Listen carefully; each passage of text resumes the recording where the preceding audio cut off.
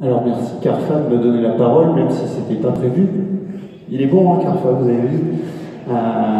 Je resterai pas très longtemps, mais t'as bien fait parce que c'est en effet des choses, des engagements,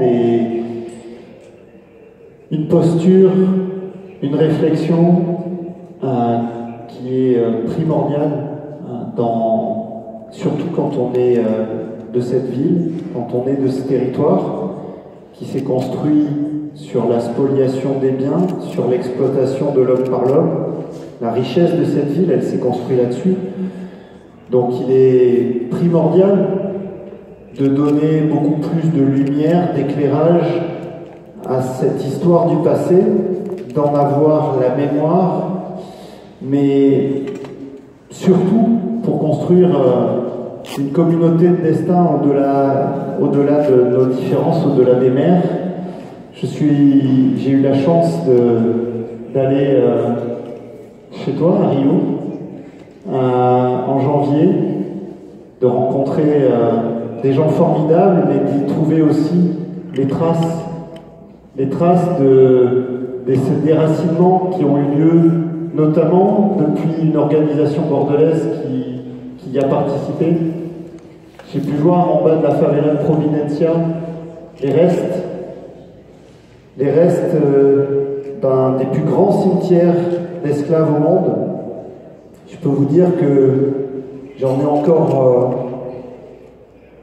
encore une émotion terrible.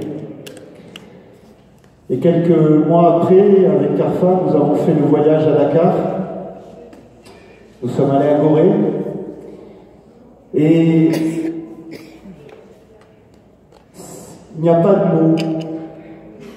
Il n'y a pas de mots pour décrire l'horreur, et pourtant, il faut toujours s'en souvenir pour ne pas remettre à nouveau les erreurs du passé sur la table. Et aujourd'hui, malheureusement, les populismes réactionnaires, les fascismes de tout rang refont surface.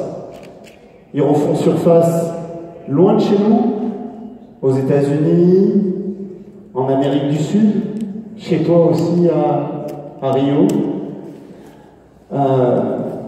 mais également en Italie, en Allemagne, dans la zone est de l'Allemagne, mais même ailleurs en Allemagne, et puis chez nous aussi.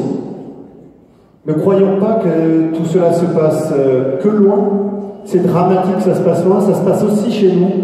Et il est urgent que nous nous rappelions pour nous mobiliser, faire contre-courant à cette montée de tous les fascismes, de tous les populismes réactionnaires que nous devons combattre collectivement, ensemble. Et agir pour faire vivre cette mémoire, c'est ce que fait Carfa depuis 20 ans. 20 ans qu'il essaye de raviver cette flamme du souvenir ici à Bordeaux, mais aussi à Dakar.